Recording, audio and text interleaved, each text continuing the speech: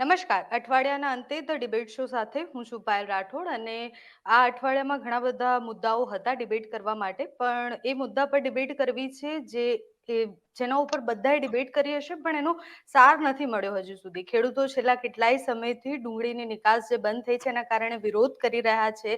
ખેડૂતો રડી રહ્યા છે, મરસિયા ગાઈ રહ્યા છે અને અલગ અલગ પ્રકારે વિરોધ કરી રહ્યા છે, પણ વિરોધનું કંઈ નિરાકરણ નથી આવ્યું. સરકારને ખબર નહીં, એ અવાજો સંભળાતા નથી કે એ રડતી આંખોના આંસુ નથી દેખાઈ રહ્યા એવું લાગી રહ્યું છે. એટલે એના ઉપર ચર્ચા કરવી છે. આપણી સાથે પહેલા તો ખેડૂત એક હાજર છે, ખેડૂત આગેવાન તરીકે જે કે પટેલ હાજર છે, ભાજપમાંથી શૈલેષ પરમાર હાજર છે અને કોંગ્રેસમાંથી પાલ આંબલિયા છે. તો બધા સાથે ચર્ચા કરીશું. સૌથી પહેલા તો મારે તમને પૂછવું છે જે કે ભાઈ, કે તમે ખેડૂત આગેવાન તરીકે અહીંયા હાજર છો અને આ જે વિડીયો જોઈએ છે પરિસ્થિતિ ખરેખર આવી છે કે આનાથી ભયંકર છે?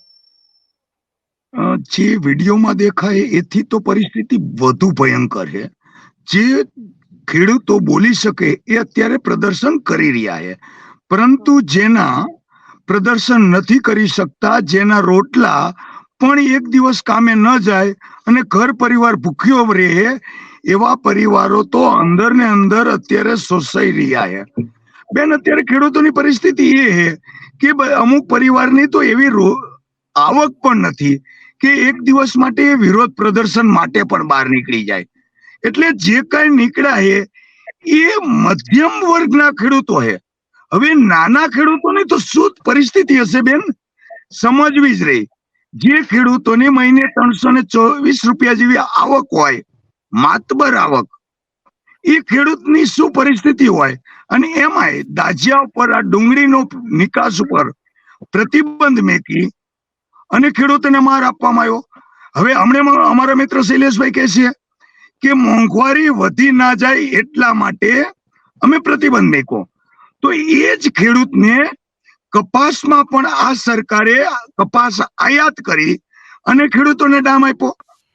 તો મને એ સમજાવે કે કપાસ આયાત કરી અને ખેડૂતોને શા માટે દામ આપ્યો? જો મોંઘવારીનું બાનું કાઢતા હોય તો કપાસ કોઈ પણ માણસને ખાવા માટે નતો. હમણાં કહેશે કે કપડા માટેની જરૂરિયાત હતી, પરંતુ જ્યારે કોઈ પણ મોંઘવારી કંટ્રોલ ન થાય તો આ સરકારની જવાબદારી છે. આ સીધો જ ભાર ખેડૂત ઉપર બેન નાખી દેવામાં આવી રહ્યો છે. અને અત્યારે ખેડૂતોનું જે મૃત્યુના પ્રમાણ વધી રહ્યા છે, હાર્ટ એટેક જેવી બીમારીઓ વધી રહી, માનસિક તણાવ જેવી બીમારીઓ વધી રહી છે, એનું જો કોઈ કારણ હોય તો આ ભાવ છે. એટલે બેન, ખરેખર તો જે પરિસ્થિતિ દેખાઈ રહી છે, જે અત્યારે ડુંગળીના સાજિયા લેવાય એવું દેખાય, પરંતુ ડુંગળી રૂપક છે. કારણ કે ડુંગળી નામે સાજિયા ના લઈ શકીએ, એ તો અમારો પાક છે. પરંતુ જેના સાજિયા લેવાય એને સમજવાની જરૂરિયાત છે કે જે વ્યક્તિઓ દિલથી તમને ચાહતા હતા એ લોકોની આ પરિસ્થિતિ થઈ છે. તો આવનાર સમયમાં ખેડૂતોને હજુ ખરાબ પરિસ્થિતિ થાય. આ મહિનાથી ચાલે, 4 મહિનાથી કપાસના ભાવની દેખાડો ચાલે, પણ ક્યારે આંખ ઉઘડશે એ ખબર નથી પડતી. આજ રામ મંદિર પણ જરૂરી છે, એટલું જ રામ મંદિરના ભક્તો પણ જીવિત રહે જરૂરી છે. રામ રાજ્ય ત્યારે જ આવે કે તે રાજ્યના દરેક વર્ગ સુખી હોય. તો જયારે 56% થી 65% વધુ લોકો દુખી હોય અને ત્યારે આપણે બેન રામ રાજ્યની વાત કરીએ તો મારો રામ આમાં રાજી કેવી રીતે રહ્યા? શૈલેષભાઈ, તમે સવાલ સાંભળ્યો જે કે ભાઈ જે પૂછી લે, પહેલા એનો જવાબ આપો, પછી હું મારો સવાલ પૂછું. જે કે ભાઈની વાત સંપૂર્ણ સાચી છે, એમની વાત સાથે હું સહમત છું. એટલા માટે ખેડૂત માટેનું એ કામ કરી રહ્યા છે. ખેડૂત અંગે જે કઈ સમસ્યાઓ છે એમાં એ કામ કરી રહ્યા છે. પરંતુ આ સરકાર એ સરકાર છે કે આખા પાયલબેન, આખા દેશમાં ગુજરાત રાજ્ય એકમાત્ર રાજ્ય એવું છે કે જે દિવસે વીજળી આપી શકે એવી ક્ષમતા છે. ભૂપેન્દ્રભાઈ પટેલ એમ બોલ્યા છે કે અમે દિવસે વીજળી આપીશું, આ વાત પણ છે. બીજું, વીજળી આપવાથી પાક વધે છે. હવે ડુંગળીની એમણે એમ કહ્યું કે ભાઈ તમે નિકાસ ચાલુ કરો, તો ડુંગળીની નિકાસ ચાલુ કરવામાં કોઈને કશો વાંધો છે નહીં. અને આ જે નિકાસ બંધી કરી છે ને, એ બંધી એમ નામ નથી. માત્ર ને માત્ર ક્ષણિક છે અને આ ક્ષણિક હોવાના કારણે એ ડુંગળી પકવતા ખેડૂતો છે એના ખભે બંદૂક રાખવાનું કામ કરે છે. પરંતુ જે પ્રકારે માનો કે 3 પ્રકારની ડુંગળી છે, એક વ્હાઈટ ડુંગળી છે, એક પીળી ડુંગળી છે અને એક લાલ ડુંગળી છે. અત્યારે જે પ્રશ્ન છે એ લાલ ડુંગળીનો છે. વ્હાઈટ ડુંગળી છે એ અમારા મહુવા અને આજુબાજુના વિસ્તારમાં જે કોન્ટ્રાક્ટ ફાર્મિંગ પદ્ધતિ જેવી પદ્ધતિથી એ થાય છે એનું ડિહાઇડ્રેશન થાય છે એ યુરોપના દેશોમાં એની ચિપ્સ જાય છે. પરંતુ હવે ખેડૂતોને પણ અમે કહીએ છીએ, અમે તો ગયા વખતે ડુંગળી માટે ₹2 ઇન્સેન્ટિવ આપ્યું હતું અને પર કિલોએ અને પાછું 240 કરોડનું પેકેજ પણ આપ્યું હતું અને સાથે સાથે નાફેડને પણ આમંત્રણ આપી અને નાફેડને પણ ખરીદવાની બાહેધરી આપી હતી. નાફેડે ડુંગળી ખરીદી, નાફેડે ખરીદવાનું ચાલુ કર્યું એટલે ઓપન બજારમાં આપોઆપ ડુંગળીના ભાવ આવી ગયા હતા. પરંતુ સરકારે બે બાજુ કામ કરવાનું હોય છે.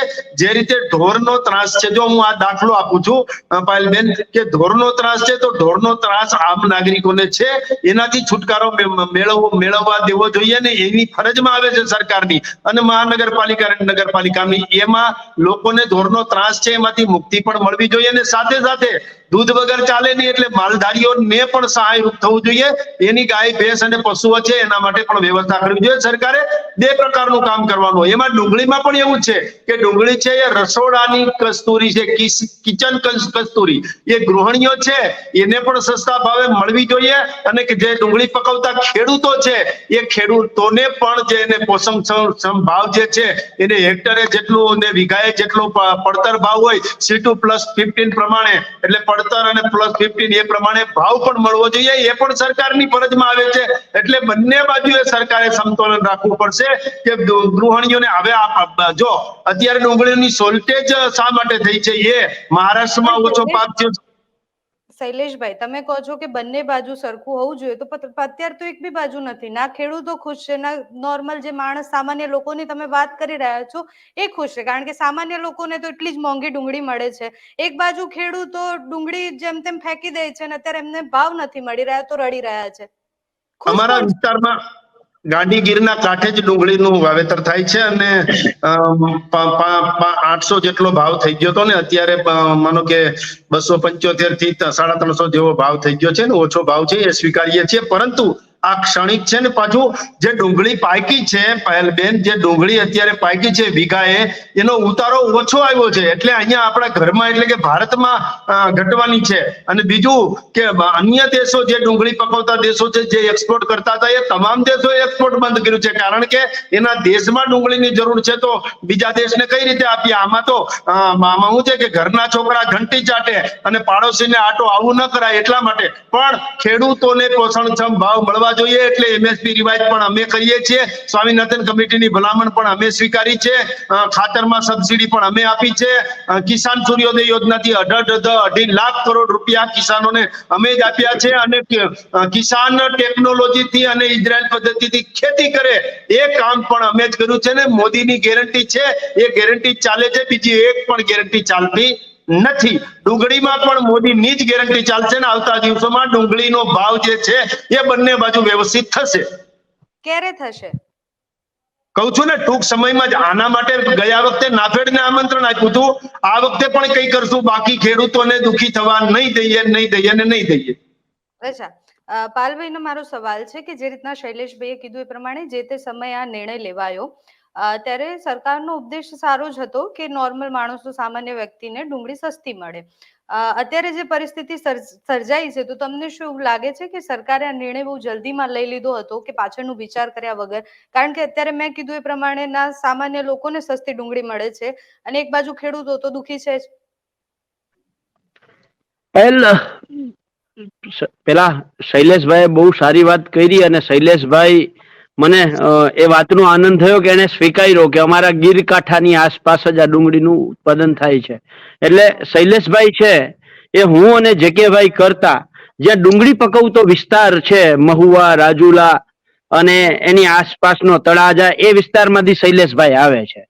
હું ને જેકે બેમાંથી એકેયમાં ના નહીં પાડીએ કે અમારા કરતા ડુંગળી બાબતે શૈલેષભાઈ સારી રીતે જાણકાર હશે. એમાં અમને કોઈ શંકા નથી, અમને વિશ્વાસ છે શૈલેષભાઈ સંપૂર્ણ ડુંગળી બાબતે જાણકાર છે. હારે શૈલેષભાઈએ સરકારના બચાવમાં એમ કહ્યું કે આ નિર્ણય છે એ ક્ષણિક નિર્ણય છે. હવે જો શૈલેષભાઈ જે વિસ્તારમાંથી આવે છે ત્યાંથી ડુંગળી પાકે છે, આ લાલ ડુંગળી છે એ વધારેમાં વધારે 15 થી 20 દિવસ જ રહી શકે એમ છે, એ શૈલેષભાઈ સારી રીતે જાણે છે. જે ડુંગળી 15 થી 20 દિવસ રહી શકતી હોય એ ડુંગળીના 25 દિવસ સુધી સરકાર કોઈ નિર્ણય ના કરે તો એ ડુંગળી તો બગડી જાય. તો પછી સરકારનો એક ક્ષણિક નિર્ણય હોય કે લાંબા ગાળાનો નિર્ણય હોય, એમાંથી ખેડૂતોને શું ફરક પડવાનો છે પાયલ? તો સરકારનો આવો ક્ષણિક નિર્ણય કલાક 2 કલાકનો નિર્ણય હોય તો આપણે એને ક્ષણિક કહી શકીએ, પણ આખી ડુંગળીની જે એની શું કે આયુષ્ય છે એ આયુષ્ય ખતમ થઈ જાય ત્યાં સુધી સરકાર નિર્ણય ન કરે, તેમ છતાંય શૈલેષભાઈ એને ક્ષણિક નિર્ણય ગણાવે છે, કારણ કે એ ટોપી પહેરીને આવ્યા છે અને એ ટોપી પહેરીને આખા ગુજરાતને ટોપી પહેરાવવા માંગે છે. એટલા માટે એમ કે છે કે ક્ષણિક નિર્ણય છે. બાકી શૈલેષભાઈ ડુંગળીવાળા વિસ્તારમાં જૈનમાં છે, ડુંગળીવાળા વિસ્તારમાં મોટા થયા છે, ડુંગળીવાળા વિસ્તારની આખી પરિસ્થિતિ ખબર છે. લાલ ડુંગળીની એમણે પોતે વાત કરી છે, લાલ ડુંગળી ઉપર જ નિકાસબંધી કરી છે અને લાલ ડુંગળી જ ક્ષણિક હોઈ શકે, એના ઉપરનો નિર્ણય આવડો લાંબો ક્યારેય ન હોઈ શકે, અને લાંબો હોય તો એને ક્ષણિક ન કહેવાય. પાયલ નંબર 1. બીજી એમણે વાત કરી કે ગૃહિણીઓ અને ખેડૂતોને સમતોલા રાખવાની સરકારની કોશિશ છે. તો જયારે 800-900 રૂપિયા ભાવ હતો ત્યારે પાયલબેન આપ ગૃહિણી છો, ત્યારે ડુંગળી શું ભાવે મળતી હતી? અત્યારે ડુંગળી માની લ્યો કે શૈલેષભાઈએ કહ્યું 375 રૂપિયા મળે છે, વાસ્તવિકતા નથી, પણ 375 પકડી લઈએ એ કહે છે, એટલે 800-900 થી 375 આવી. તો પેલા તમને 800-900 માં શું ભાવે ડુંગળી મળતી હતી, અત્યારે શું ભાવે મળે છે? જો આ ખેડૂતોને પૈસા ઓછા મળવાનું થવાથી ગૃહિણીઓને ફાયદો થયો હોય તો આવકાર્ય છે, હું ના નથી પાડતો. ખેડૂત તરીકે મારી ફરજ છે, હું કહું છું કે ખેડૂતોને પૂરેપૂરા પૈસા મળવા જોઈએ, પણ શૈલેષભાઈએ કહ્યું કે સરકારે સમતુલા જાળવવી જોઈએ. તો એ સમતુલા જાળવી શકી છે ખરી સરકાર? સરકાર સમતુલા નથી જાળવી શકી, એટલે સરકારની ત્યાં પણ નિષ્ફળતા છે. નંબર 3, શૈલેષભાઈએ કહ્યું કે અમે ગયા વર્ષે ઇન્સેન્ટિવ 2 રૂપિયા પર કિલોએ ખેડૂતોને આપ્યું હતું. ચેલેન્જ સાથે, જમાવટમાં ચેલેન્જ સાથે શૈલેષભાઈને કહું છું, એના પૈસા તમે હજી ખેડૂતોને નથી આપી શક્યા. 80% ખેડૂતો આજની તારીખમાં ગયા વર્ષે 1 કિલો ડુંગળીએ 2 રૂપિયા જે તમે ઇન્સેન્ટિવ આપ્યું હતું એ મેળવવાની રાહ જોઈને બેઠા છે. જેવી રીતે એને એમ કહ્યું કે આજ સરકાર કરી શકે, આજ સરકાર કરી શકે, અમે જ કરી શકીએ, એમ કરીને એને ગીત ગાયા, નરેન્દ્રભાઈની ગેરંટી ગણાવી, ઓલી 15 લાખ રૂપિયા દરેકના ખાતામાં આવી જવા વાળી ગેરંટી, 2022માં ખેડૂતોની આવક ડબલ થઈ જવા વાળી નરેન્દ્રભાઈની ગેરંટી, એમણે ગેરંટી પણ ગણાવડાવીને એને કહ્યું કે આ સરકાર આ જ કરી શકે. એમણે ત્યાં સુધી કહી દીધું કે દિવસે વીજળી આ ગુજરાત સરકાર જ આપી શકે. અરે પણ શૈલેષભાઈ, આ 31 ડિસેમ્બર 2022ના દિવસે ગુજરાતમાં 17.25 લાખ ખેડૂતોને તમારે દિવસે વીજળી આપી દેવાની હતી. તમારી એમાં સંપૂર્ણ નિષ્ફળતા ગઈ છે. તમે એના વખાણ ના કરો, કારણ કે વિજયભાઈ બાહેધરી આપીને ગયા છે. વિજયભાઈ કહીને ગયા હતા કે 31 ડિસેમ્બર 2022ના દિવસે ગુજરાતના તમામ ખેડૂતોને દિવસે વીજળી મળતી થઈ જશે. એના માટે 3500 કરોડ વિજયભાઈ ફાળવીને ગયા હતા. એટલે તમે આ જે તમારી નિષ્ફળતાઓ છે એને સફળતા ગણાવતા શરમ કરવી જોઈએ. કાં તો તમે ઉપર ટોપી પહેરી છે એમ આખા ગુજરાતને ટોપી પહેરાવવા માંગો છો, પણ તમે જે ગણાવ્યું કે આ જ સરકાર કરી શકે, હું એ કહું છું આજ સરકાર શું કરી શકે? તાકે કિસાન સૂર્યોદય યોજનાના નામે યોજના બનાવી અને ગુજરાતના ખેડૂતોને ટોપી પહેરાવી શકે. 10 કલાક વીજળીના વચનો આપી, જાહેરાતો કરી અને વિધાનસભા ચૂંટણીમાં જીતી ગયા પછી 8 કલાક વીજળી ન આપવાનું કામ આજ સરકાર કરી શકે અને ગુજરાતને ટોપી પહેરાવી શકે. મફત બેરલ પીપળા આપવાની યોજનાની જાહેરાતો મોટા પાયે કરી હતી વિધાનસભા ચૂંટણી પહેલા. વિધાનસભા જીતી ગયા એટલે કહ્યું કે હવે ખેડૂતોએ 2700 રૂપિયા ભરવાના, 2000 રૂપિયા તમને પાછળથી સબસિડી પેટે મળશે. પેલા મફતની વાત હતી, પાયલબેન સમજજો, અને પછી પાછળથી 2000 સત્યાવીસો ખેડૂતોએ ભરી દેવાના, 2000 રૂપિયા સબસિડી પેટે મળશે. આવો લોલીપોપ અને આવી રીતે ઊંધા માથે ટોપી પહેરાવવાનું કામ આજ સરકાર કરી શકે. શૈલેષભાઈ, હું તમારી વાત સાથે સહમત છું. મુખ્યમંત્રી કિસાન સહાય યોજનાના નામે ગુજરાતના ખેડૂતોને 4 વર્ષ સુધી રાતી પાઈ પણ ન આપી અને 50 કરોડનો જાહેરાત ખર્ચ આ ટોપી પહેરાવવા વાળી સરકાર જ શૈલેષભાઈ કરી શકે. એમાં હું ક્યાંય ના પાડી શકું, ડિનાય જ ના કરી શકું. ઝટકા મશીનની સબસિડીની યોજના જાહેર કરી અને આખી યોજના બંધ કરી દેવાનું કામ આજ સરકાર કરી શકે. શૈલેષભાઈ, એમાં હું ના પાડી શકું. સ્કાય યોજનામાં 5500 ખેડૂતો અપ્લાય કરે છે અને પછી આખી સ્કાય યોજના બંધ કરી દેવાનું કામ આજ સરકાર કરી શકે. એમાં શૈલેષભાઈ હું ક્યાંય ના પાડી શકું. 2019માં સૌરાષ્ટ્રના 215 ડેમો સૌની યોજનાથી ભરી દેવાનું સપનું 2012 થી આ સરકાર બતાવતી આવી છે. 2019 પૂરી થઈ ગઈ છે. આજે સૌની યોજનાના નામે સૌરાષ્ટ્રના 215 માંથી કેટલા ડેમ ભર્યા છે. આવી રીતે ટોપી પહેરાવવાનું કામ આજ સરકાર શૈલેષભાઈ કરી શકે. કલ્પસર યોજનાનું સૌથી મોટું સપનું દેખાડ્યું આ સરકારે. સૌરાષ્ટ્રના ખેડૂતો ખુશ થઈ ગયા. એમાં ભાવનગર જે વિસ્તારમાંથી શૈલેષભાઈ આવે છે, અને કારણ કે સુરતમાં વસવાટ ત્યાંથી વધારે લોકોનો છે, એ લોકોને એમ થયું કે અમારે તો બહુ રસ્તો ટૂંકો થઈ ગયો. કલ્પસર યોજનાના નામે 3000 કરોડનું નારિયેલ, માત્ર નારિયેલ પડ્યું છે હજી, એમાં 3000 કરોડનો ખર્ચ થયો છે. આમ કરી નારિયેલ 3000 કરોડ પધરાવવાનું, લોકોને ટોપી પહેરાવવાનું કામ આજ સરકાર કરી શકે. એનાથી બીજી કોઈ સરકાર ના કરી શકે. પ્રધાનમંત્રી પાક વીમા યોજનાની અંદર ઓછામાં ઓછા 30 થી 35 હજાર કરોડ રૂપિયા ખેડૂતોના હકના ખાઈ જવાનું કામ શૈલેષભાઈ આજ સરકાર કરી શકે. બીજી સરકાર કરી જ ના શકે. કારણ કે આવી ટોપી બીજું કોઈ પહેરતું જ નથી. આ જાદુગરી ટોપી છે અને જાદુગરી ટોપી તમે આખા ગુજરાતમાં પહેરાવો છો.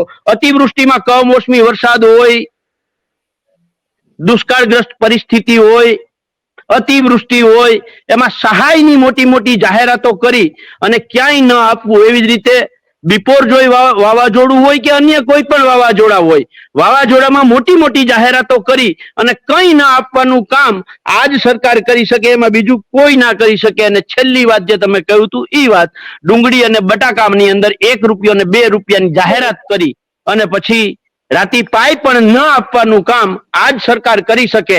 એટલે તમારી સરકાર એ ટોપી જેવી રીતે પહેરાવે છે એવી ભારતની અંદર લગભગ બીજી કોઈ સરકાર ટોપી પહેરાવાનું કામ ન કરી શકે.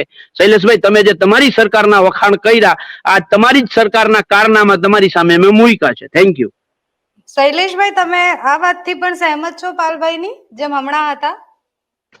પાલભાઈની એકેય વાહિયાત વાત સાથે હું સહમત નથી. એટલા માટે કે પાલભાઈ, તમને ખબર નથી કે આપણે ખાલી વાળું ટાણે વીજળી માંગતા હતા, ખેડૂતોના ખેતર સુધી વીજળી પહોંચાડવાનું કામ આ સરકારે કર્યું છે. આપણી બેન દીકરીઓ જે છે ને એ નર્મદાના દર્શન કરવા માટે તલપાપડ હતી. આ સરકારે આપણી બેન દીકરીઓના ઘરની ચકલી ખોલે ને, ચકલી એટલે ફળાક દઈને નર્મદા માતાના દર્શન થાય. નળ સે જલનું કામ આજ સરકારે કર્યું છે ને સૌરાષ્ટ્રના 17 ડેમોમાં પાણી ભરવાનું કામ આજ સરકારે કર્યું છે ને ખેડૂત દિવસે ખેતી કરે એના માટે લાઇટ આપવાનું કામ પણ આજ સરકારે કર્યું છે. ખેડૂતોને જ્યારે બિપોરજોય વાવાઝોડું આવે, તાઉતે વાવાઝોડું આવે, આવા વાવાઝોડાના પેકેજ NDRF અને SDRF જુદી વાત છે, એની કેન્દ્ર સરકારની સહાય જુદી છે. પરંતુ આ સરકાર એ સરકાર છે કે સાથે 10,000 અને 700 કરોડના સહાય પેકેજ આપનારી આ જ સરકાર છે. આ સરકાર એ સરકાર છે કે જે સરકારે ખેડૂતોને 2.5 લાખ કરોડની અદદ સબસિડી આપી હતી, એ આ જ સરકાર છે. અને DBT ના માધ્યમથી ઓનલાઈન બિપોરજોય વાવાઝોડું તમે કહેતા હતા હમણાં બેન, એ મને કહેતા હતા કે કેટલી તમે સહાય આપી, તો જે બિપોરજોય વાવાઝોડું છે એમાં પણ DBT ના માધ્યમથી સહાય આપી છે. 1,82,041 ખેડૂતોને કમોસમી વરસાદમાં સહાય ચૂકવી છે. બિપોરજોય વાવાઝોડું જે છે એ બિપોરજોય વાવાઝોડામાં પણ સહાય ચૂકવી છે, એ પણ DBT ના માધ્યમથી ચૂકવી છે. ફરીથી પાછો હું કહું, દુષ્કાળમાં પણ સહાય કરી છે, પેકેજ આપ્યા છે, કૃષિ રાહત આપી છે. કમોસમી વરસાદને વાવાઝોડું બિપોરજોય આવ્યું ત્યારે પણ સહાય આપી છે. 1,03,441 ખેડૂતોને DBT ના માધ્યમથી સહાય આપી છે. આ એ જ સરકાર છે જેમણે નહીં સ્વામિનાથન કમિટીની ભલામણ સ્વીકારી છે અને ના, આ તો પાલભાઈ કેવું હતું. ના ના, આંકડાઓના માયાજાળમાં પડવું જ નથી. એમાં કેવી રીતના બધું થાય છે બધાને ખબર છે. મારે જે કે ભાઈને એમને આંગળી ઊંચી કરી છે, એમને કંઈક કહેવું છે, એમની પાસેથી એમની પ્રતિક્રિયા લઈએ પહેલા. નહીં જલ્પાબેન, આપણે પણ એમને આંકડાની એક માયાજાળ સમજાવીએ કે 4 દિવસ પહેલાનો રાજકોટના લગભગ સમાચાર પત્રોમાં ને આપના પણ ન્યૂઝમાં હતું કે 40,000 મણ ડુંગળી રાજકોટમાં એક દિવસની આવી. જે રીતે શૈલેષભાઈ વાત કરી કે અત્યારે 275 થી લઈને અને પેલા આપણે નિકાસ થતી હતી ત્યારે 800 જેવા ભાવ હતા, એટલે એવરેજ 20 કિલો આપણને ખેડૂતોને 500 રૂપિયાની નુકસાની ગઈ. તો 45,000 મણ ડુંગળી ને 800 ને 300 ભૂલી જાઓ, આપણે 500 રૂપિયાની નુકસાની ગણીએ તો 2,25,00,000. અમે ખેડૂત બહુ આંકડા અમને આવડે નહીં, પણ મારા અંદાજ પ્રમાણે 2,25,00,000ની એક દિવસની ખેડૂતોને નુકસાની ગઈ, એક યાર્ડની. તો જેટલા દિવસથી પ્રતિબંધ મૂકો ત્યારથી લઈ અત્યાર લગીમાં કેટલા ખરબોની નુકસાની ખેડૂતોને ગઈ? 2,000 રૂપિયાની જાહેરાત થાય કે સન્માન નિધિમાં વર્ષીય દાડે ખેડૂતને 6,000 આપે, એની મોટી જાહેરાતો થાય. પણ એક જ ઝાટકે, એક જ દિવસમાં, એક જ યાર્ડમાં 2 કરોડ રૂપિયા જેવું નુકસાન ખેડૂતને સરકારની ખોટી નીતિના થાય લીધે નુકસાની થાય, તો એની પણ જસ લેવાનું ખરેખર સરકારે રાખવાની આદત પાડવી જોઈએ. જો સન્માન કરતા હોય તો કે સન્માન નિધિમાં આટલા કરોડ આપ્યા, આટલા કરોડ આપ્યા, આ આંકડા જોઈ બેન પાયલબેન એવું માને છે, ગુજરાતની જનતા એવું માને કે અમે ખેડૂતો ભિખારી, રોજ સરકાર પાસે કંઈક ને કંઈક માંગીએ. પરંતુ આજ આપના માધ્યમથી ગુજરાતની દરેક વ્યક્તિઓને સમજાવવા માંગીએ કે એક દિવસની એક યાર્ડમાં ખોટી નીતિના લીધે અમને 2 કરોડની નુકસાની ગઈ. તો તમે અંદાજ મારો કે કેટલા કરોડની ખેડૂતોને નુકસાની ગઈ છે. હવે બેન, હું તમારી આંખો માંગી લઉં, તમારી આંખો હું છીનવી લઉં અને પછી આ ચશ્મા હું તમને દાનમાં આપું, તો મેં તમને દાન કર્યું કહેવાય કે મેં તમારી આંખો છીનવવાનું પાપ કર્યું કહેવાય બેન? આ તો ખેડૂતોની આંખો છીનવી લીધી અને ચશ્માના દાનની વાતો થાય બેન. ખરેખર આ અમારી ખેડૂત ઉપર મજાક છે. મારે બીજું અત્યારે ડુંગળી જ ઉપર છે અને ખેડૂતોની પેદાશ ઉપર છે, મારે બીજા કોઈ ચર્ચામાં નથી પડવું બેન. બેન જે કે ભાઈ ખૂબ સરસ વાત કરી, એના ઉપર હું આવું એની પહેલા શૈલેષભાઈ નો હું આભાર માનવા માંગુ છું. શૈલેષભાઈએ બીજી મારી અનેક મેં વાતો કરી, એમાંથી એકે ના સ્વીકારી. એને એક વાત સ્વીકારી કે સૌરાષ્ટ્રમાં સૌની યોજનાથી અત્યારે 17 ડેમ ભરાયા છે. 2019માં જે યોજના પૂરી કરવાની હતી, 215 ડેમ ભરવાના હતા, ત્યાં 17 ડેમ ભરાયા છે. શૈલેષભાઈએ સ્વીકાર્યું, એના માટે શૈલેષભાઈ નો આભાર માનું છું કે સ્વૈચ્છિક એને આ એક વાતને સ્વીકારી. બીજી જે કે ભાઈ બહુ સરસ વાત કરી કે તમારી આંખો છીનવી અને કોઈક ચશ્માનું દાન કરે તો કેવું લાગે. અને એ જ વાતને શૈલેષભાઈએ જે રૂપિયાઓની વણઝાર ગણાવી કે અમે 10,000 કરોડ રૂપિયાનું દાન કર્યું, જે કે ભાઈના ઉદાહરણની હારે બંધ બેસતી વાત શૈલેષભાઈની 10,000 કરોડ રૂપિયા સહાય, દાન નહીં, મારાથી ખોટો શબ્દ વપરાઈ ગયો હતો, શૈલેષભાઈ સહાય કર્યું એવું કહ્યું છે. 10,000 કરોડ છેલ્લા 10 વર્ષમાં કરી છે સરકારે. હવે આ જે કે ભાઈનું ઉદાહરણ આમાં કેવી રીતે બેસે છે પાયલબેન કે મુખ્યમંત્રી કિસાન સહાય યોજના એકને જ પકડી લ્યો, વર્ષ 2022 એક જ પકડી લ્યો. વર્ષ 2022માં ગુજરાતમાં 204 તાલુકાઓ એવા હતા કે જ્યાં સરકારે નિયમ બનાવેલો છે એ મુજબ સતત 28 દિવસ વરસાદ પડ્યો નતો. પ્રતિ હેક્ટરે ખેડૂતને સરકારે ઓછામાં ઓછા 20,000, વધારેમાં વધારે 25,000 આપવાના હતા. 204 તાલુકાના હેક્ટર વાઇઝ તમે હિસાબ કરો તો લગભગ 10 થી 12 લાખ કરોડ રૂપિયા ખેડૂતોના સરકાર પાસેથી લેવાના થાય. એક જ વર્ષમાં, એક જ ઋતુમાં, ખરીફ ઋતુમાં ખેડૂતોને થયેલું આ નુકસાન છે. હવે જયારે તમારે 8 થી 10 લાખ કરોડ રૂપિયા આપવાના હોય, ઈ કોઈ આપવાના બદલે તમને એમ કહે કે આલ્યો હું તમને 3,000 કરોડ નું પેકેજ આપું છું. સમજો, 10 લાખ કરોડની સામે કોક 3000 કરોડનું પેકેજ આપે એટલે આ એ જ થયું ને, જે કે ભાઈ કહ્યું એમ કે તમારી આંખ કોક છીનવી લે, જટી લે અને પછી ચશ્માનું દાન કરાય, એવું જ થયું કે તમારા 8 લાખ કરોડ રૂપિયા હકના નીકળતા હતા, એની સામે તમને માત્ર 3000 કરોડ રૂપિયાનું પેકેજ આપવામાં આવે. એવી જ રીતે પ્રધાનમંત્રી પાક વીમા યોજના લઈ લ્યો, એવી જ રીતે 2023ની યોજના લઈ લ્યો.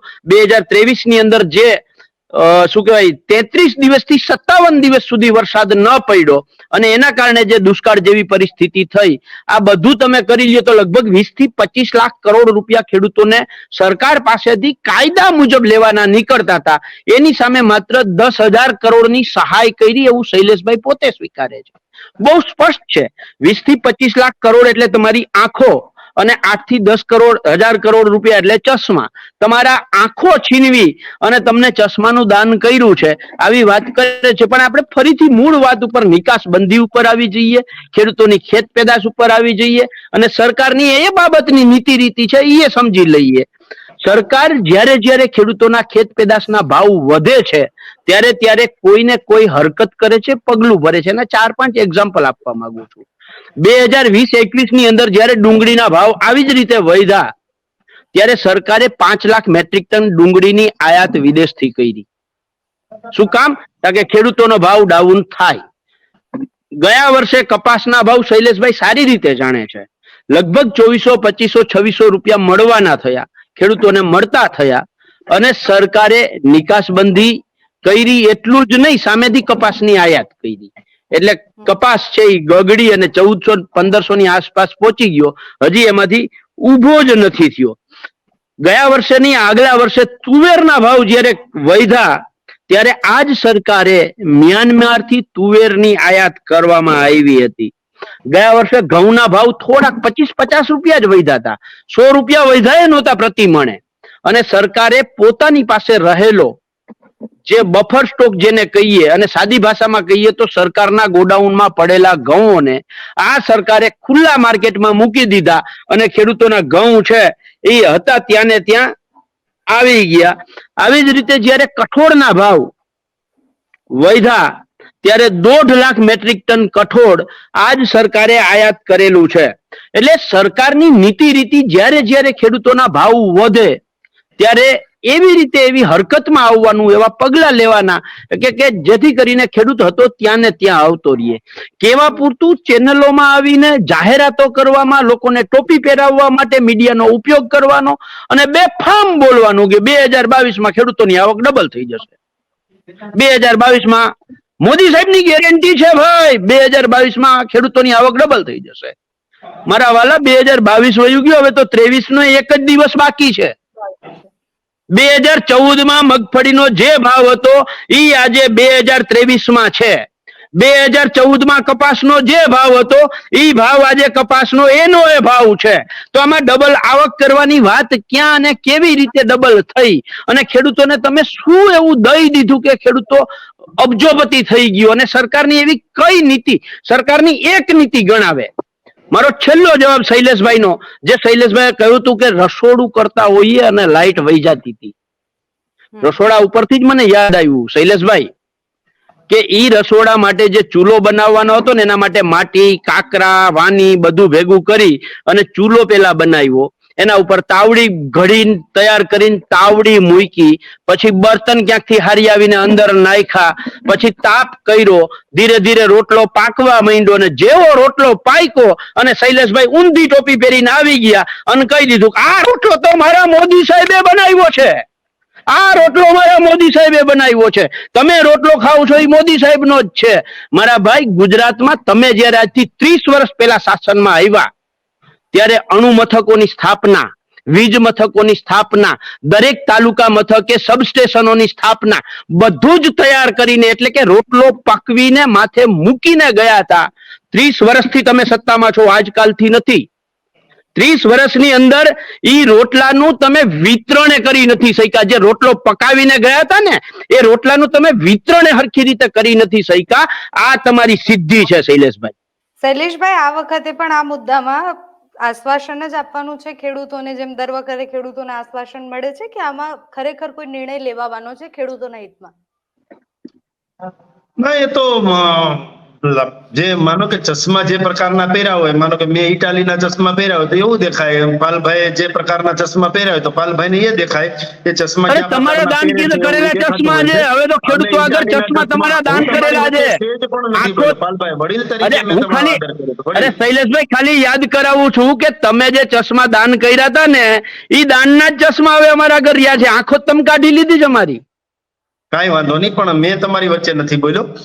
હમણાં ડુંગળી પકવતા ખેડૂતો છે એ દુખી છે એ વાત પણ પાલભાઈ કરતા હતા, પરંતુ ડુંગળી પકવવા માટે પેલા 12,225 હેક્ટરમાં ડુંગળી પકવાતી હતી.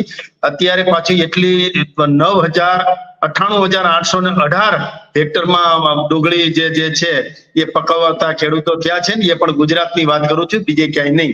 એટલે તમે શું કર્યું એની વાત પણ કરતા હતા, સહાય પેકેજની પણ વાત કરતા હતા. એ સહાય પેકેજ છે ને એ ગુજરાતની સરકારની દેન છે ને ડબલ એન્જિનની સરકારની દેન છે. એનડીઆરએફ ને એસડીઆરએફ ના 33% લેખે આપે ને પાલભાઈ, એની વાત હું નહોતો કરતો. એના ઉપર જે આપે છે ને ઇન્સેન્ટિવ એની વાત હું કરતો હતો ને. કિસાન સૂર્યોદય યોજના છે ને એ કિસાન સૂર્યોદય યોજના જે છે એ ક્યારે લાગુ પડે, એ ક્યારે આપણે તમે 20,000 રૂપિયા પ્રતિ હેક્ટર આપવાની વાત હું પણ જાણું છું, તમે પણ જાણો છો, અને વધારે 25,000 હેક્ટરે. એટલે એ જે કિસાન સૂર્યોદય યોજના છે એનો લાભ એટલા માટે નથી મળતો ખેડૂતોને કે જે માનો કે આવાસ યોજના હોય પાલભાઈ, તો આવાસ યોજના 3 પ્રકારની છે, ઇન્દિરા આવાસ યોજના, સરદાર આવાસ યોજના અને આંબેડકર આવાસ યોજના. હવે જેમણે સરદાર આવાસનો લાભ લીધો હોય એને આંબેડકર આવાસ ના મળે, જેને આંબેડકર આવાસનો લાભ મળ્યો હોય એને ઇન્દિરા આવાસ ના મળે. ત્રણેય યોજનાનો લાભ એક વ્યક્તિને ન મળે.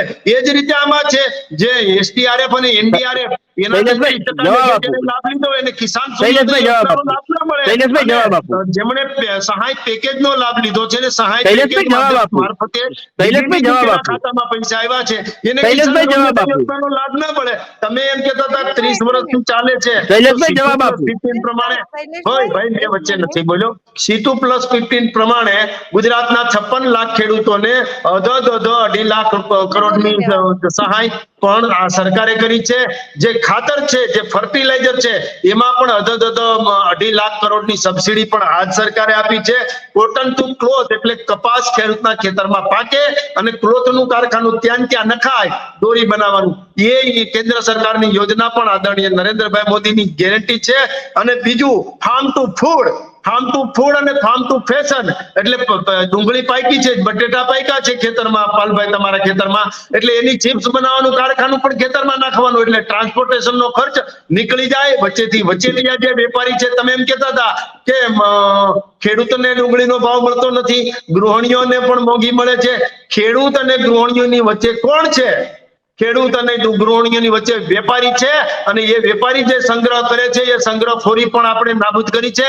ડુંગળીમાં આપણે સ્વીકારીએ છીએ કે લાલ ડુંગળી સંગ્રહ નથી કરી શકાતી, 15 દિવસમાં એનો નિકાલ કરવો પડે, એ પણ અમે સ્વીકારીએ છીએ. પરંતુ અમને એ પણ ખબર છે કે વીઘે 2,000 મણ ડુંગળી પાકી છે, એ પણ અમે જોયું છે ને. ડુંગળીનો ભાવ પણ મળ્યો છે, એ પણ અમે જોયું છે. ખેડૂતોને ભાવ મળે એ દિશામાં ચાલવાનું અમારો નિયમ છે, કારણ કે અમે ખેડૂતોના ખેતર સુધી પાણી પહોંચાડ્યું છે.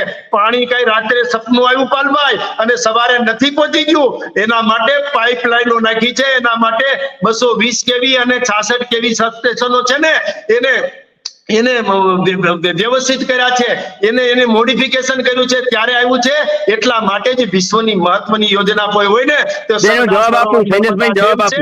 એ સૌની યોજનાથી હોય કે સુફલામ યોજનાથી હોય, એમાં 1,20,000 કિલોમીટરનું પાઇપલાઇન નેટવર્ક છે અને 69,000 કિલોમીટરનું કેનાલ નેટવર્ક છે. આ પણ આપણે કર્યું છે. સિંચાઈનો વિસ્તાર વધ્યો શા માટે પાઇપલાઇન નહીં? એ એમ કે છે કે ખેડૂત પાયમાલ થઈ ગયો છે. ખેડૂત પેલા તમારા વખતમાં 2 વીઘા દર વર્ષે વેચતો હતો અને સુરત વયો જતો હતો ખેડૂત. મારા દાદા મને કહેતા હતા કે ભાઈ અમે 6 વાગે જમીન લેતા હતા. શા માટે?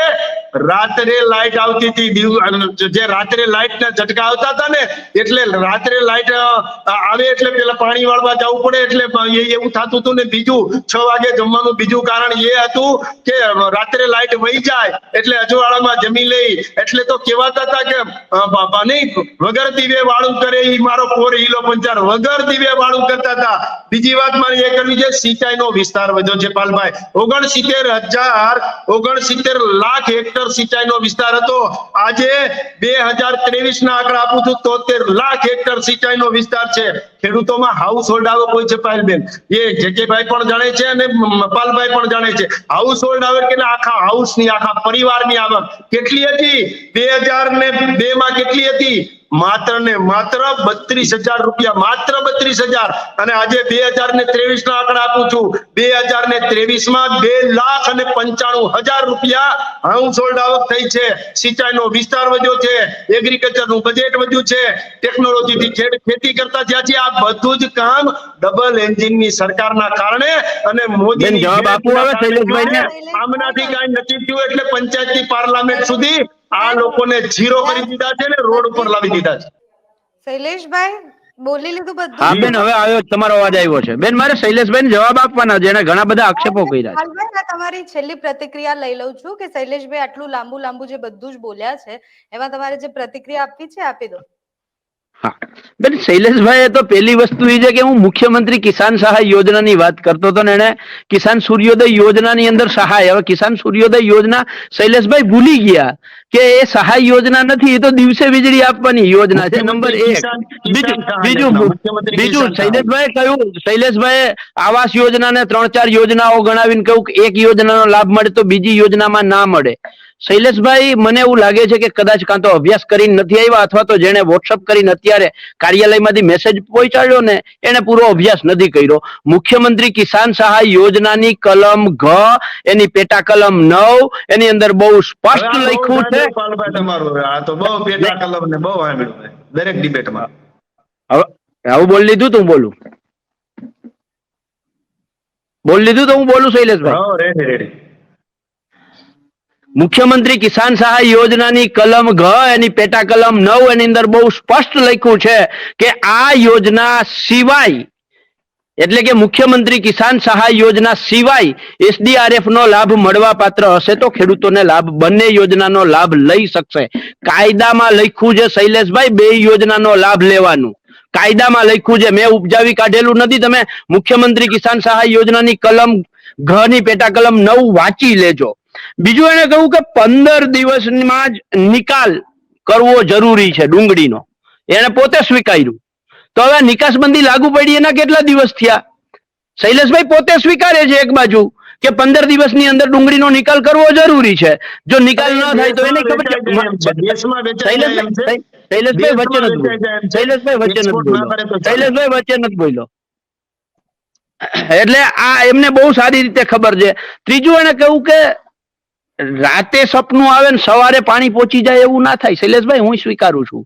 તમે જે કહ્યું કે 69,000 કિલોમીટરની કેનાલો તમે બનાવી છે, તમે એમાં ભૂલી ગયા છો મારા ભાઈ. તમે બે ભાજપ અને કોંગ્રેસ બંને 30-30 વર્ષ શાસન કર્યું.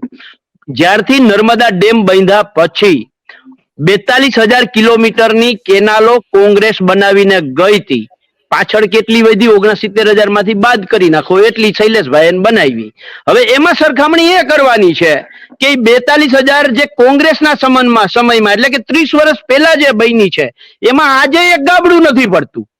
અને શૈલેષભાઈ પાછળથી જે 27,000 કિલોમીટર કેનાલો કરી છે છેલ્લા 30 વર્ષના શાસનમાં, એમાં 30 દિવસમાં 30 ગાબડા પડે છે. આ ફર્ક છે. રાતોરાત પાણી નથી પહોંચતું. હું એ શૈલેષભાઈ એ જ સમજાવતો હતો કે શૈલેષભાઈ કે પાલભાઈ જૈનમાં હોય તો પેલા બાળક હોય, બાળક થયા પછી બાખોડિયા ભરતા થયા હોય, પછી 4 પગલી પાપા પગલી કરતા થયા હોય, પછી મોટા થયા હોય અને પછી યુવાન થાય, અને યુવાન થાય એટલે પાનો ક્યાંથી આવી જાય અને પૂછવા માંડે કે મારા બાપે શું કર્યું, મારા બાપે શું કર્યું. પણ ડોહા, તને અહીંયા સુધી પહોંચાડ્યો, તારી પગ હાથ પકડીને હાલતો કર્યો અને તને દોડતો કર્યો ને તારા પગભર તને કર્યો, એટલે તું બાપને સવાલ કરવા માંડ્યો છે કે મારા બાપે શું કર્યું છે, મારા બાપે શું કર્યું છે. આ સમજવાની જરૂર છે ખાસ. આનાથી વિશેષ મારે કાંઈ નથી કહેવું બેન. ઓકે, આટલી બધી ચર્ચા કરી લીધી. શૈલેષભાઈ આખી લિસ્ટ ગણાવી દીધી કે ખેડૂતોને કેટલી સહાય મળી છે, ખેડૂતોને શું મળ્યું છે. પ્રશ્ન હજી ત્યાંનો ત્યાં જ છે. જો ખેડૂતોને આ બધું જ મળી ગયું છે તો ખેડૂતો અત્યારે દુખી કેમ છે, રડી કેમ રહ્યા છે ને રસ્તા પર કેમ નીકળી રહ્યા છે? એનો જવાબ મને નથી લાગતો કે હવે ચર્ચા લાંબી કરીશું તો પણ મળશે. સરકાર ખેડૂતોના હિતમાં કઈ નિર્ણય લે એ આશા સાથે. નમસ્કાર.